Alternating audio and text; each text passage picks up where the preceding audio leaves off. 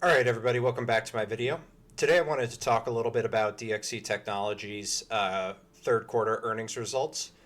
This video is really just for myself to keep as a record of what my thoughts are at this point in time and how I'm analyzing the business. Obviously, this isn't intended as financial advice. I'm not a financial advisor. You should be doing your own research, but for any of you that are interested, I do think that my videos can help enhance your understanding of the business. So this is really more just, for my own record keeping and for anyone who's just interested in rampant speculation. So without further ado, February 1st was kind of an interesting earnings results. I went into thinking about this uh, earnings, prior to it releasing. I thought that it might be interesting because DXC Technology had recently fired, or he may have voluntarily departed. We don't exactly know right now. Their previous CEO, Mike Salvino, and so this was done very abruptly. And Raul Fernandez, who was previously a board member, was made CEO of the company, with actually, very interestingly, the former CFO of AIG post 2008 becoming the chairman of the board. So, when a company very quickly lets a CEO go without really any prior warning, I think a lot of people just immediately assumed, well, the company hasn't been performing particularly well. They've missed their guidance multiple times. The employees will certainly chime in and say that the management team is terrible. But I think that there's something deeper going on because the February 1st results actually weren't really that bad. They were actually, they met on pretty much everything that they said they would do. They generated decent free cash flow. Revenue declined, but this story is a lot more complex than the revenue numbers at their face value would lead you to believe.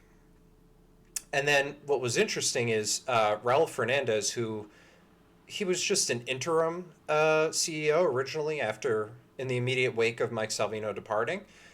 He was made the permanent CEO. And I was very surprised by this. I did not expect this at all. I thought they were going to hire someone from, one of the big cloud service providers or something like that. But no, they decided to make Raul Fernandez the CEO. He himself has a very interesting background. He was the founder of a company called Proxycom, and this was sort of a dot-com bubble company that ended up getting purchased. And, when you think of Proxycom and his background, it sort of elicits, this mentality that has been away from the IT business for a while. So it's sort of like, why is he becoming CEO now? But in the in-between period, he has had some notable positions. He is the CEO of a sports and media entertainment company. He founded I believe, a company called Object Video. I may be wrong on that, so double check. That was then sold to Alarm.com. And so what's sort of interesting is you do see a pattern here of, him founding companies or him becoming the CEO of companies that were eventually sold. And his his CEO position at Object Video ended in 2017. So, been out of the game for a little while, but still has experience being an executive. Here's just, I actually forgot I had this slide in here. So, yeah, Proxycom was sold to Dimension Data, and there's the piece about Object Video being sold to Alarm.com in 2017. Also interesting, he was on the board of GameStop.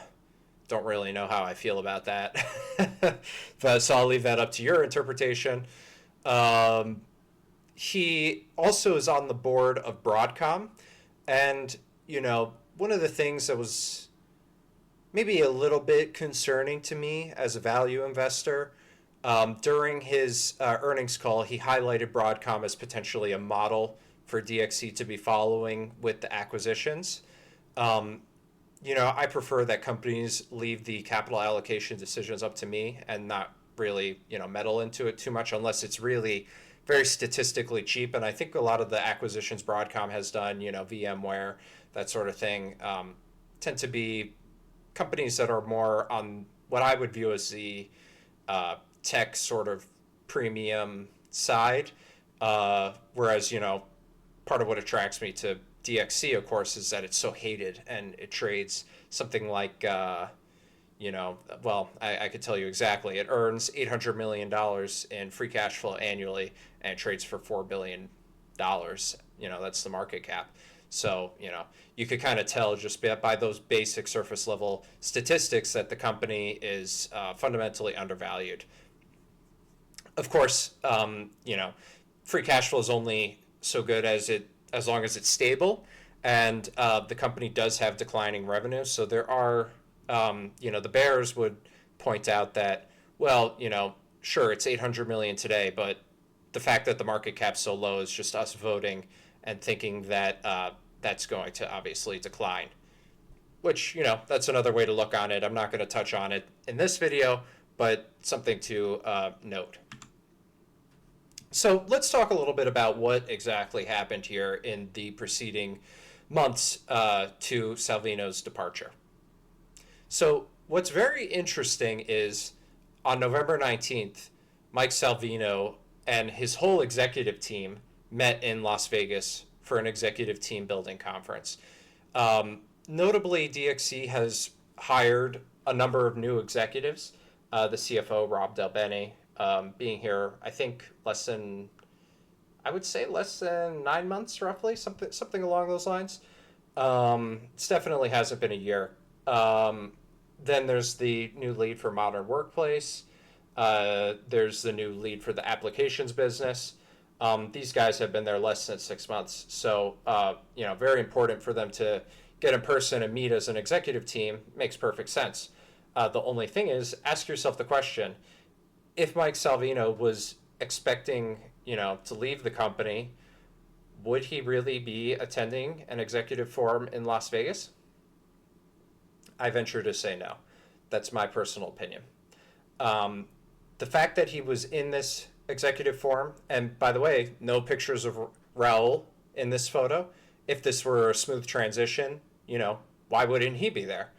You have literally every other executive, maybe even have some board members, especially if this was really a well thought out transition. So we don't see any evidence of that. It just appears to be the executives plus Mike Salvino at this forum in Las Vegas on the 19th.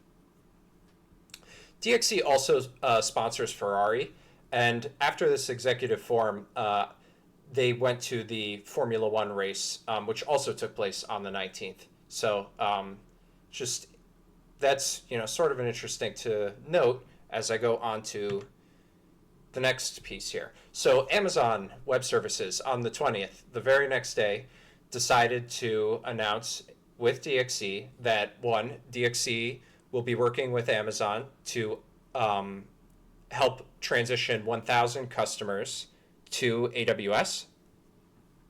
They'll be upskilling 15,000 DXC professionals with AWS certifications over the next 5 years.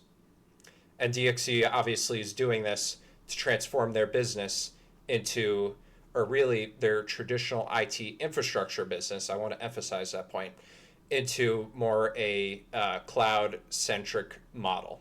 So, cloud being the core, and then you obviously have, think of it like a circle. At the middle of the circle would be cloud, and then at the edge of the circle will be what we call, edge technology, right? So DXC is going to now place cloud at that core, and then they'll manage everything in between. You have networking to connect the edge technology to the cloud. On the edge, you have, different specialized IT, or really what's called OT, operational technology, that monitors and collects data. So, if you're an electric utility, you're collecting data on transmission lines, things like that. DXC is going to be responsible for integrating all of that together.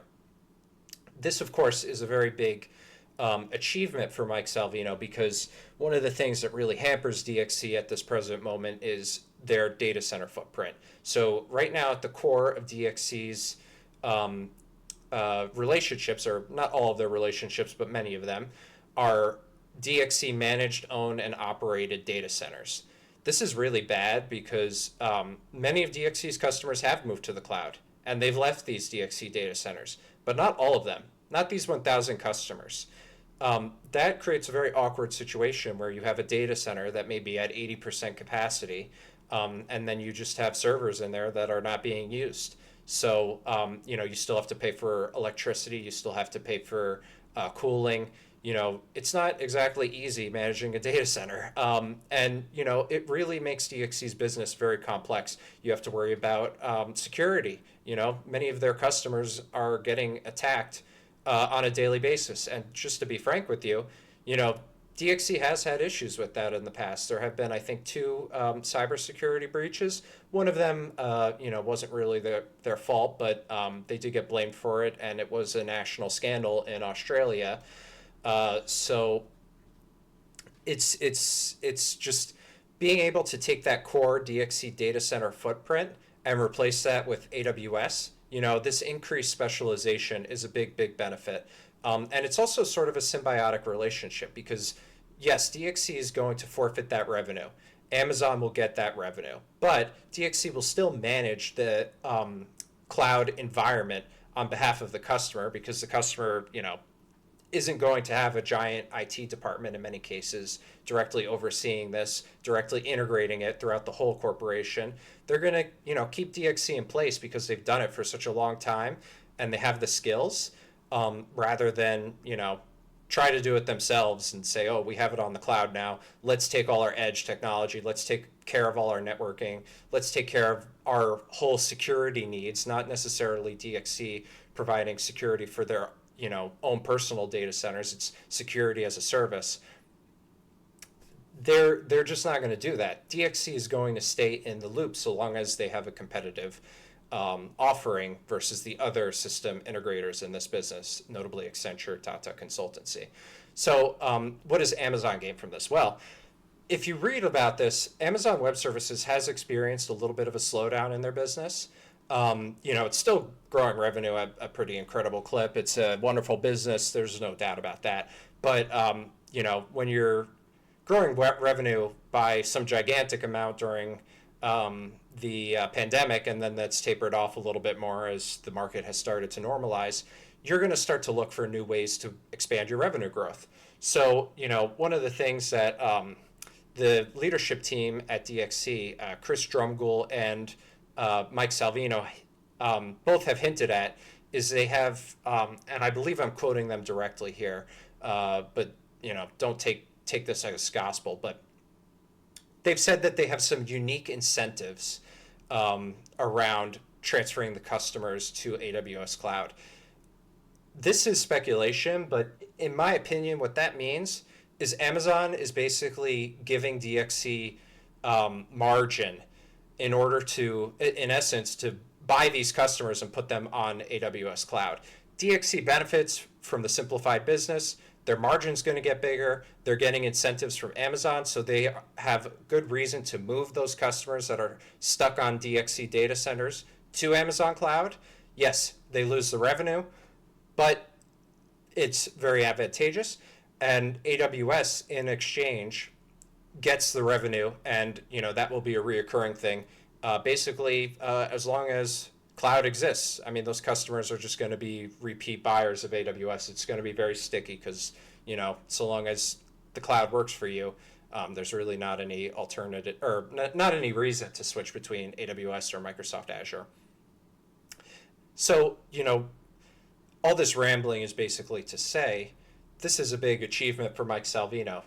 People look at DXC like a dying technology company, but here they are announcing a pretty big partnership with AWS, sort of indicating that there's still value here.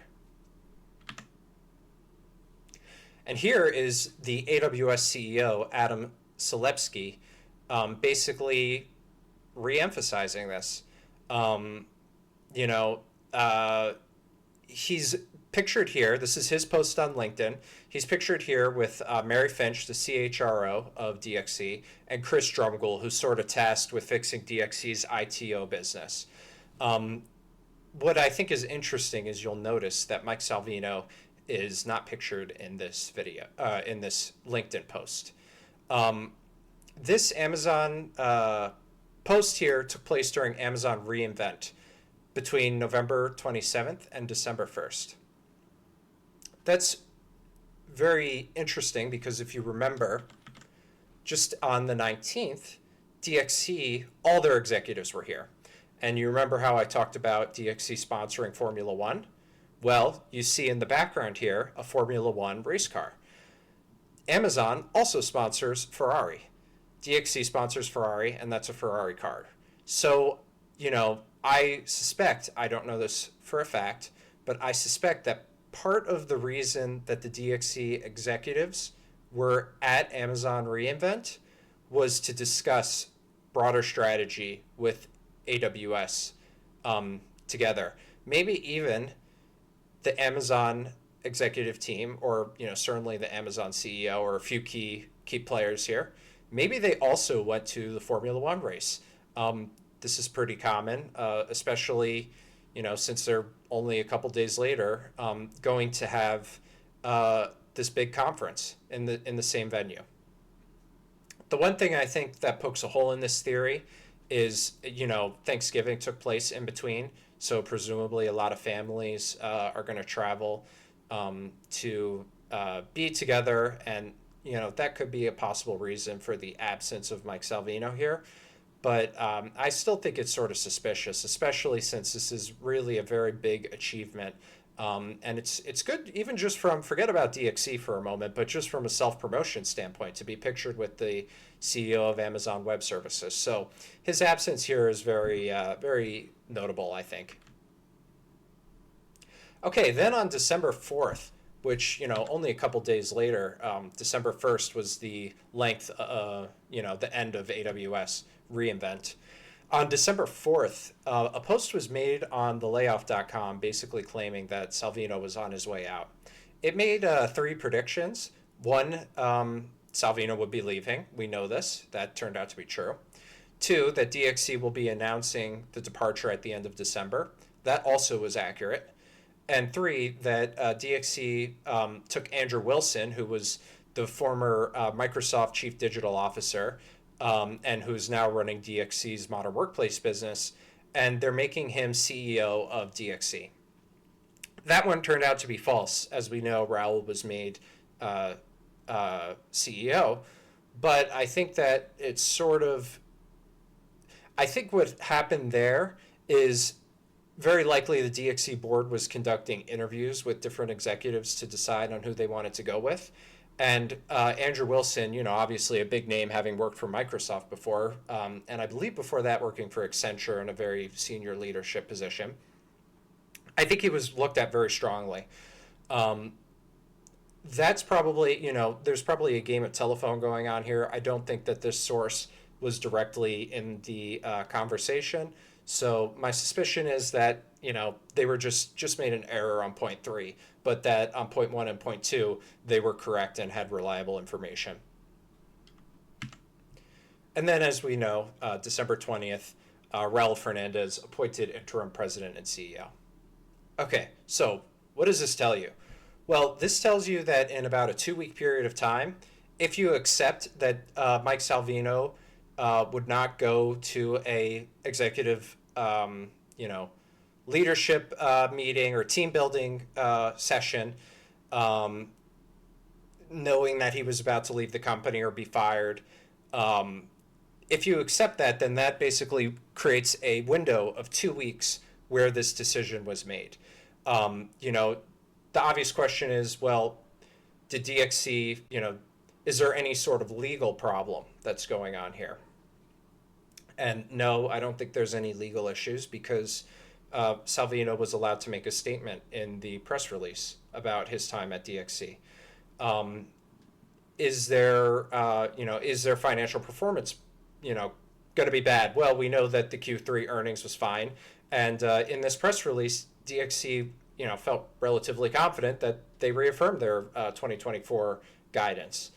So that's sort of suspicious. I think that there's probably something that is really non-material to DXC's financial results or performance, but something else that maybe either came to light or was occurred in Las Vegas, something sort of nondescript, I think is the proper way to put it. I don't exactly know what, so I'm trying to refrain myself from saying anything that could be falsely misinterpreted. But I'll leave the speculation up to any of my listeners if there are any. So where do we go from here? Well, Raul has come in as CEO. He inherits a very, very large workforce and a company that just cannot, no matter what, seem to grow revenue. His goal, in my opinion, is to basically rally people at DXC and transform the company into something that more closely resembles their subsidiary Luxoft. Luxoft is a company that DXC purchased and has a very, very wonderful workforce. The culture there is very strong. People like their jobs. And they have a lot of really great contracts, be it with BMW, Mercedes, very big names. And DXC also has a lot of big contracts outside of Luxoft. But the problem with the broader DXC organization is particularly the employees in high cost of living regions, be it Europe or the United States. Europe, I should say, excluding countries like Serbia, Poland. Those employees are very, very negative on the company. And this is something that anybody who's done 2 seconds of research can put together. They see the C-suite making millions of dollars and they haven't gotten a raise in a very long time. There's been a very big lack of communication between the C-suite and the employees. And I think there's a bit of a vicious cycle here because, an executive goes, talks to the employees and he gets flamed. Perhaps rightfully so, perhaps it's a little bit unfair. Again, that interpretation's up to you. I don't really have an opinion on it because I'm just describing what's occurring. And so the executives then retreat because they don't want to be flamed. Who would, especially in a company with 120,000 employees? There's going to be a lot of people, even if just 5% of them are angry. That's still a really considerable number. So they retreat inwards and they don't communicate with the employees. This is something that Raul has said personally that he wants to fix. And, I've even noticed this as an investor. I've run into investor relations multiple times, asking basic questions. When DXC holds their investor conference, a shareholder meeting at the end of the fiscal year, they try to hide it. They don't even tell anybody, when it's occurring. You have to hunt down the link because they're required to, give you some way to attend. And then when you do attend, they say that they will accept questions. I posted 3 questions last year, and to be honest, they were lowball questions, nothing really notable, and all 3 were ignored.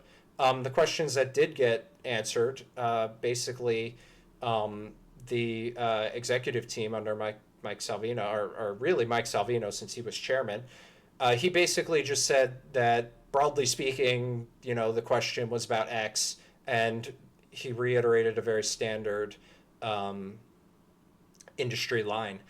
I personally find that very unfair. Even though I don't have a lot of money, I'm a small-time investor. I do own the company, technically. At least I own part of it.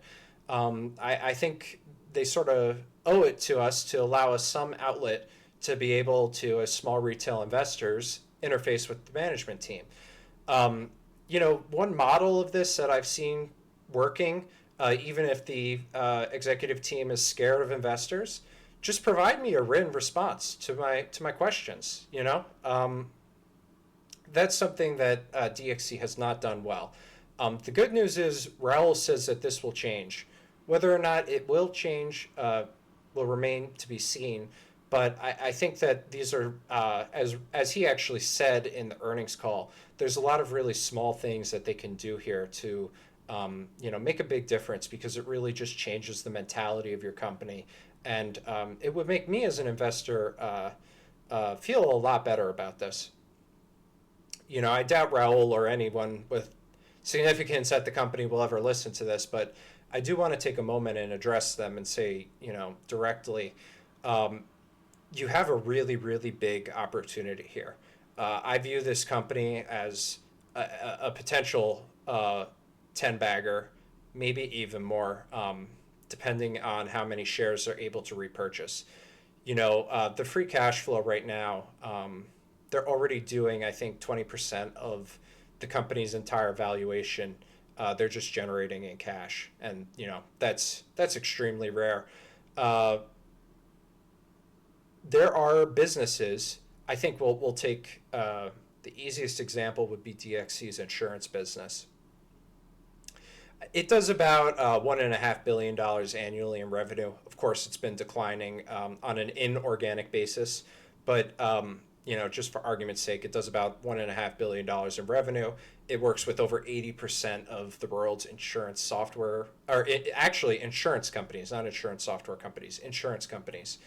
Notably Lloyd's of London is a huge customer. DXC is building Lloyd's insurance marketplace and going to be doing all the claims processing on Lloyd's. Um, a very, very good business.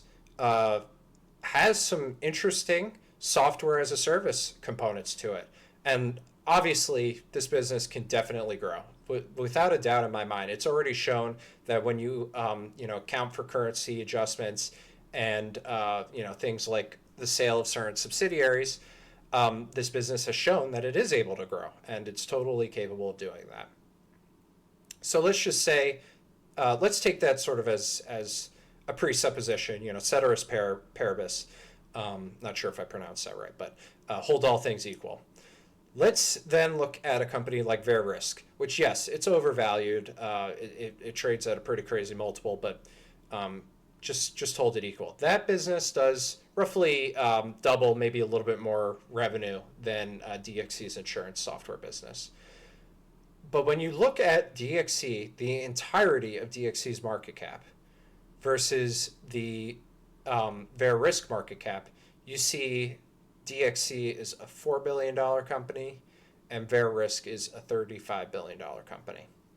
Meaning DXC, their insurance software business, if it were valued at the same price to sales ratio as Verisk, you would get some ridiculous number. Obviously, you shouldn't count on that happening. You should maybe just, think about DXC more in light of its cash flow and assign a more reasonable number to pay. But it really underscores the scale of the negativity that Mr. Market views DXC. The comparative analysis point of this is not to say that DXC should be just endowed with Verisk's multiple or anything like that. It shouldn't be, and comparative analysis has a lot of problems in it of itself. You should run your DCF, but I'm confident that will come out with some pretty crazy numbers as well. So the opportunity here is huge. They've done pretty much, from a capital allocation standpoint, everything correct.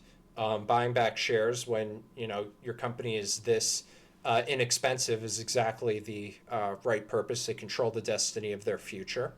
of the company. And, don't make any silly acquisitions. That's probably the last point that I would make here. That there is no easier way to destroy value than to overpay for a company. I think that the history of DXC, formerly Computer Science Corporation, formerly EDS, unfortunately is rife with people buying revenue just for growth, and that has been a mistake. So they, of course, know this better than I do, and I think they're going to do the right thing. But time will tell, and definitely watch very closely everything that Raul Fernandez and the rest of the DXC team does. Watch for executive departures. Watch for everything. Yeah, so that about wraps this one up, guys. I hope you liked this video. Please like, subscribe, and comment. Let me know what you think. Am I delusional here? I don't know. Maybe I am. Certainly, I'm in a very small minority here of people who actually think this company is a good investment. So, but not investment advice. Let me be very clear there. Thank you. Hope you have a nice day.